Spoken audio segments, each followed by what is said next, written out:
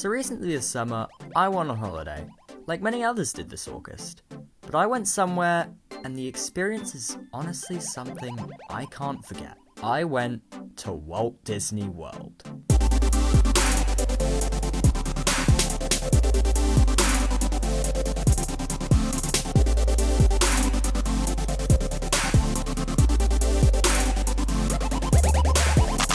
Yup, not Paris, not Cali, not Tokyo or whatever's over there in Asia.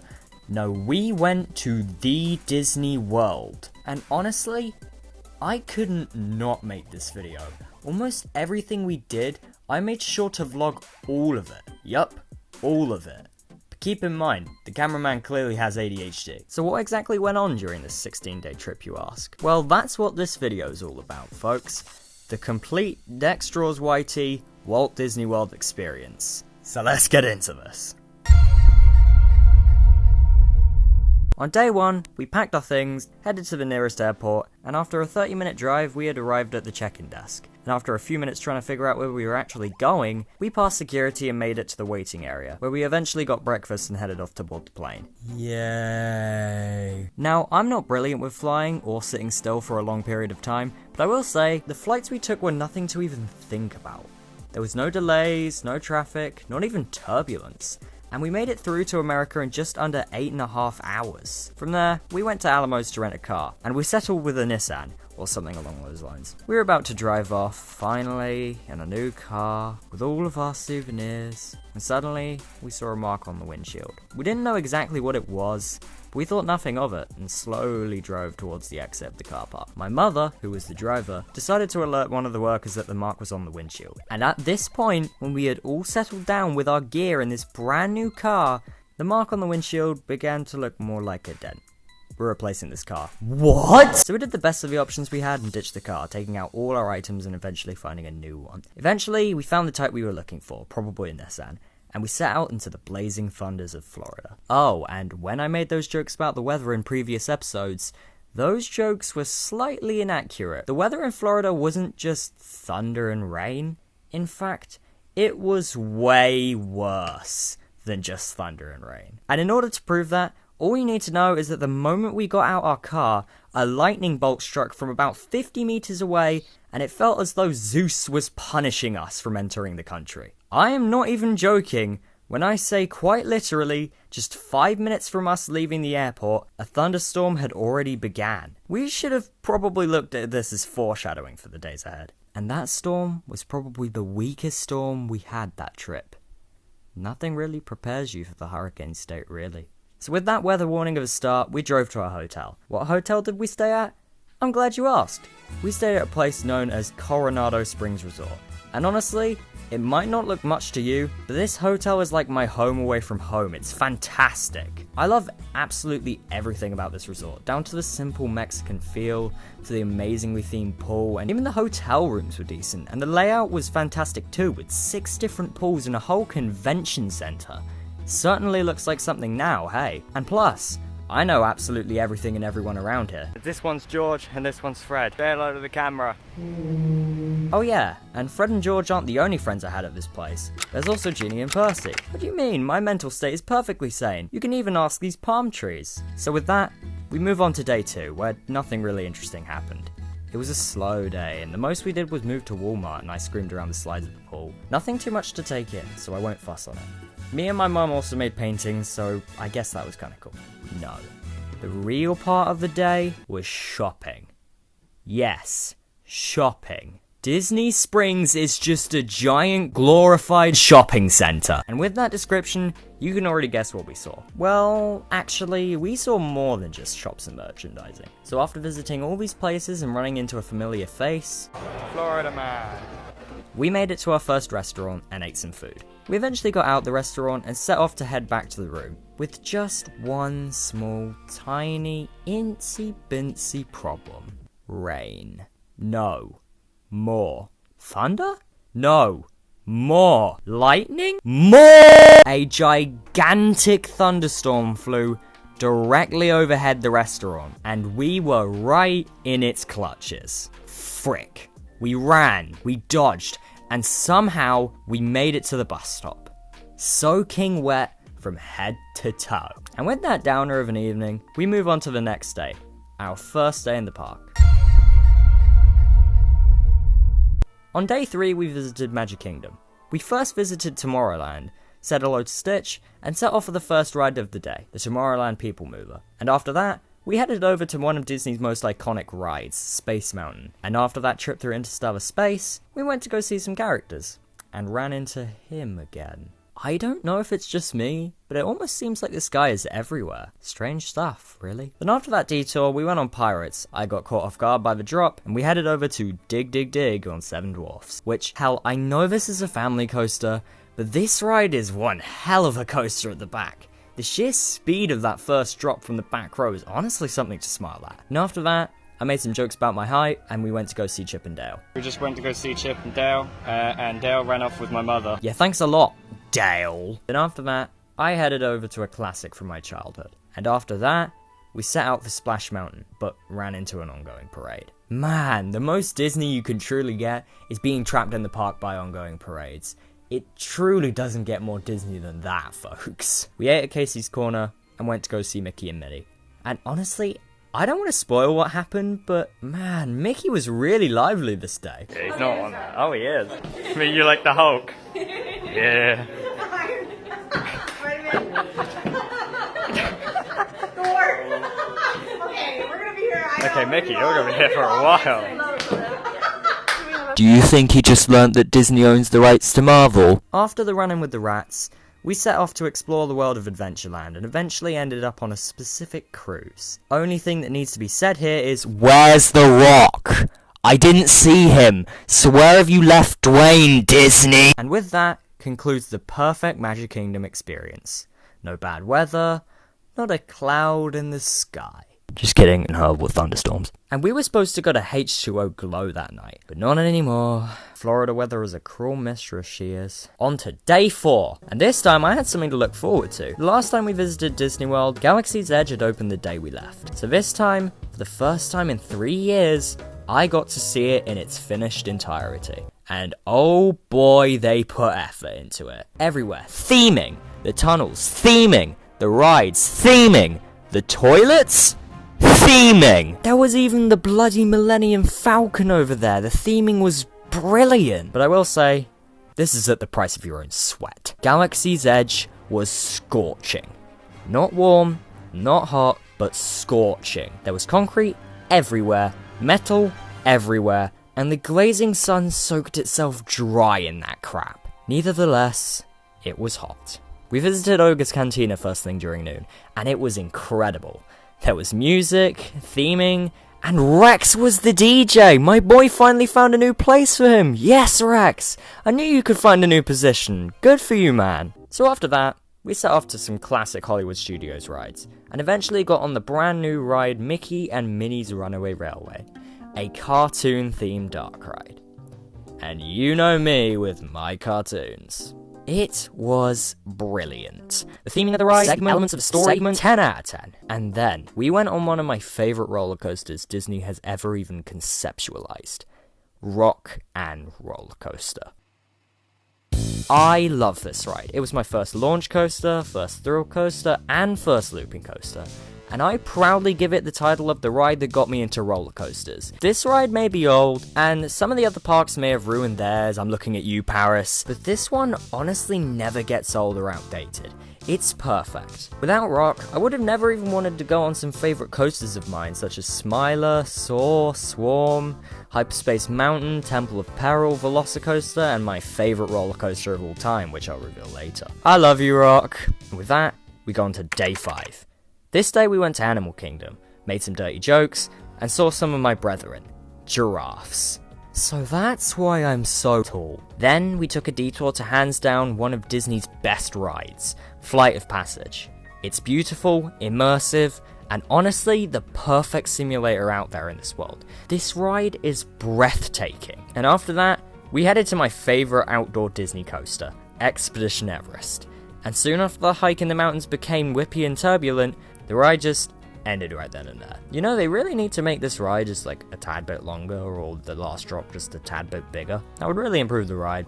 I'm just saying, Disney, please. And also, What the hell is up with the Disco Yeti? What were you thinking? And after that adventure, I decided to adopt one of the finest Yetis I could find to commemorate this amazing experience. Then we just did Flight of Passage a second time and headed over to Dinosaur, which the last time I'd been on this coaster was all the way back in 2013. Man, a lot really changed my life in 2013. It really makes me think. And after that prehistoric travel, we headed over to eat food at one of my favourite jungle-themed restaurants, Rainforest Cafe. I had fun, and we all set off to the Navi River Journey ride. And after me gazing down practically every set detail on that ride, we headed back over to the Himalayas to board Expedition Everest once again. And I'll say, I think this ride was much better than the previous one. Maybe because it was later in the afternoon and I heard that rides go faster at later hours, but it felt much more whippy and there was much more energy and force with each turn and each drop. There was even a punch of airtime down the 3 separate drops, and it ran way faster than it normally would at prime time. But overall, a good send-off to the day at Animal Kingdom. Now on to day 6. On day 6 we went to Epcot. I wandered, I gazed at the giant golf ball thing, and off topic, what the hell is it with that thing? Why is it a golf ball? And we set off to ride the brand new coaster, Cosmic Rewind. And let me say, I heard negative things about this coaster going into it, but holy crap, they couldn't have been more wrong. This ride was insane. The launch, the turns, the backwards element, the theming was still brilliant. Even for a coaster like this, it was amazing. So I really don't understand why people dislike the ride so much when it's honestly such a brilliant time. But the moment we got off, this happened.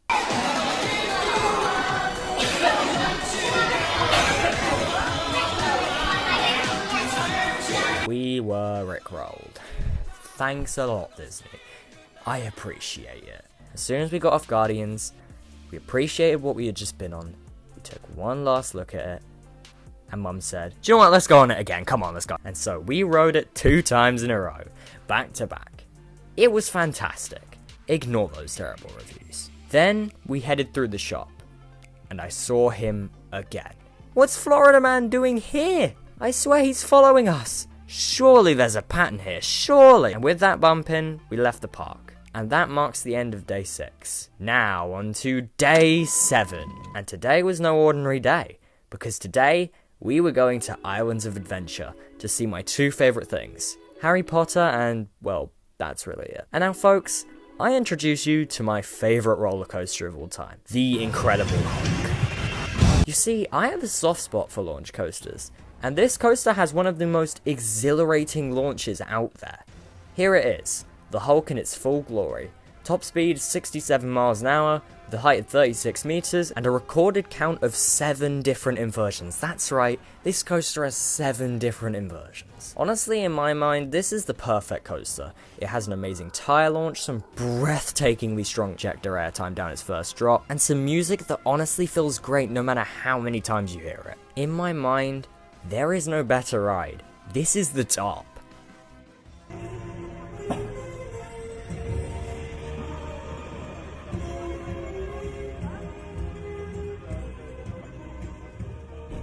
So after our first ride on the Hulk, we headed over to Universal's brand new coaster for 2022, Velocicoaster, which is known for its 12 separate airtime moments, 2 seconds of hang time, 0 to 50 mile an hour launch, 70 mile an hour boost, 43 meters with an 80 degree drop. And okay, yeah, this is kind of coaster enthusiast bait, but the ride was so damn good. This coaster blows all of Disney's intense rides out of the water, it's that intense. Not only is there like 12 different airtime moments, but you aren't even touching your seat for like 85% of the ride. And while it is undoubtedly incredibly intense, it is also gracefully smooth, and honestly makes the Hulk feel violent in its roughness. This ride is truly what it is advertised as. And when I say that this is a must ride, I mean it. Seriously, if you ever can, you have to ride this ride, because it's honestly an experience you will never regret. It's fantastic. And with that praise out the way, we made it to Hogsmeade and got some grub at the 3 Broomsticks and drank one of my favourite drinks out there, butterbeer. Frosted and frozen butterbeer is hands down the best drink you can buy at any theme park. It's incredible, especially in the eyes of a massive nerd like me. After that it rained, and we headed over to the shops to have a look around.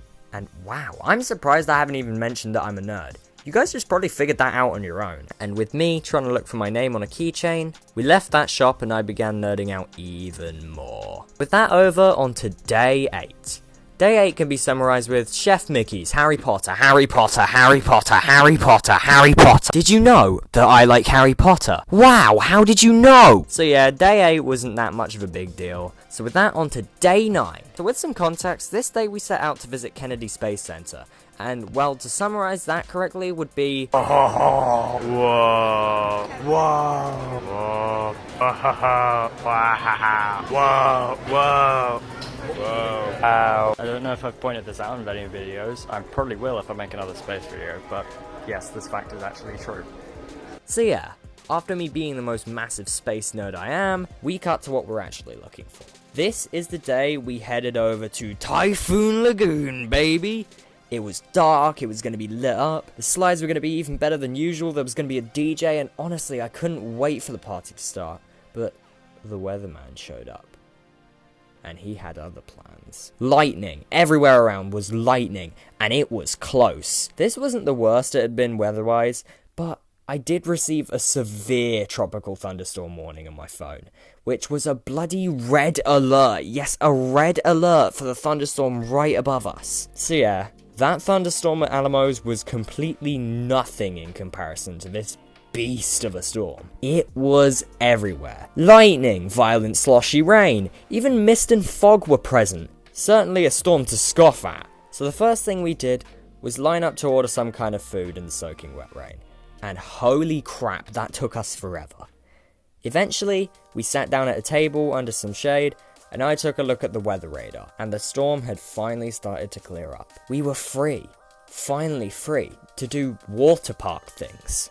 Water park things! And I'm just gonna let the video explain the rest of the experience. It's amazing! Isn't it, Fred? Yeah. Alright, so one of the good things about Typhoon Lagoon, other than the rides, is that we got quite some good treats here. Yeah, just take a look at that. Nice relaxing ride. Oh my gosh, we're coming to work a lot! I got steer away! I got steer away! No! Oh, this is not my fate! Nice, peaceful, lazy river. What could possibly go? This is going very wrong! I mean, the queue's 15 minutes, so that's not too bad. Usually it'd be like 175 or something ridiculous.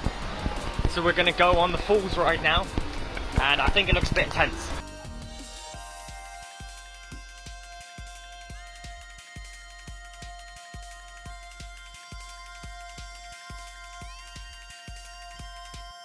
We're gonna go on this now.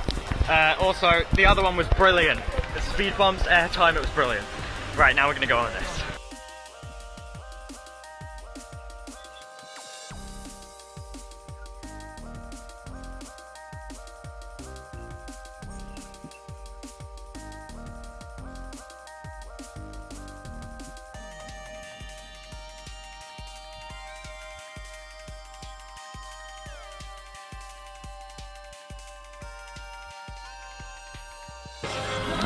You can't see them, but it's Lilo and Stitch! Oh my gosh. Lilo and Stitch! Stitch!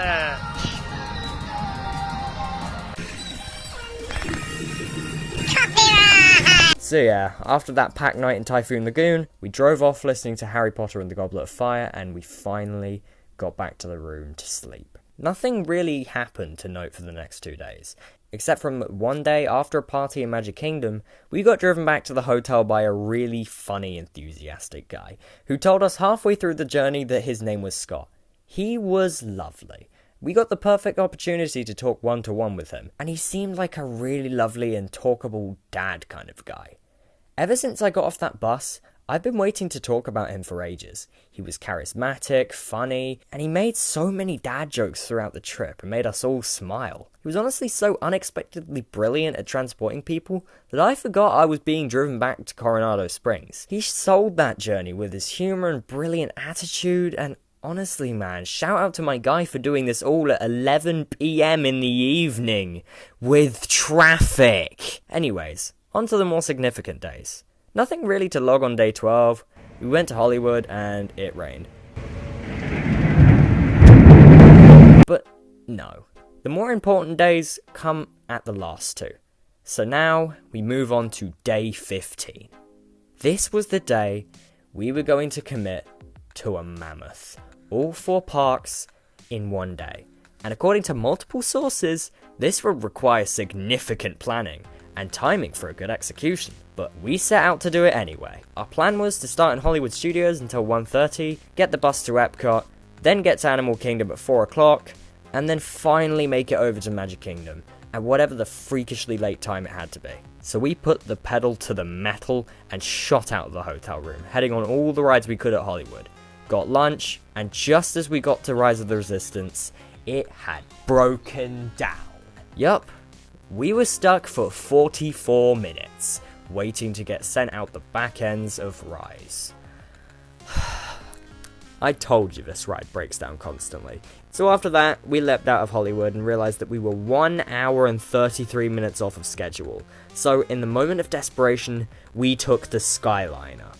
Yes, this is hands down the scariest ride at Disney World. The scariest ride at Disney World. Not Rock and Roller Coaster, not Tower of Terror, the freaking Skyliner. We made it to Epcot, rushed on board the Planet Future ride. We waited like 5 minutes to get on, but then we were finally there. And finally boarded off the ride to go run to the bus stop. And waited. And waited. And waited. And waited. Eventually, the bus had arrived, and we got to Animal Kingdom.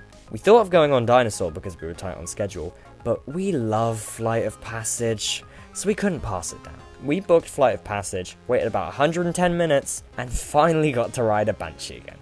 For the very last time. I love this ride. It's gorgeous. Avatar Land, I miss you. But now, we had only one thing left in mind. To get straight over to Magic Kingdom. And finally beat the Goliath challenge once and for all. So we leapt on a bus, and finally got to Magic Kingdom. We had done it. We had beaten the Goliath. And well, I don't know about you, but that didn't require that much planning, to be honest. So then, after all the rides at Magic, we ran into our room, unlocked the door, and collapsed into our hotel room. Sank into our beds, and listened to like the final 6 chapters of Harry Potter and the Goblet of Fire, which I've got to say is so much better than the movie somehow. What the hell? And after that wondrous mountain of a day, we all melted down to sleep. On day 16, we packed our bags and said a tearful goodbye to our room and set off home. Adios, Florida. See you sometime soon.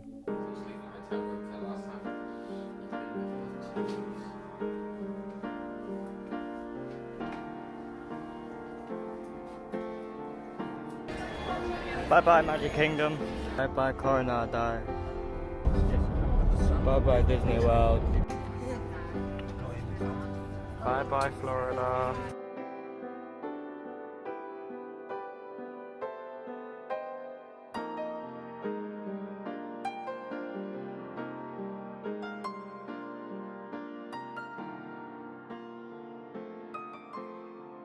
Man, this trip has sure been a fun one. I hope you enjoyed coming with me, and I will see you in the net. Wait a minute. What's that? Florida, man.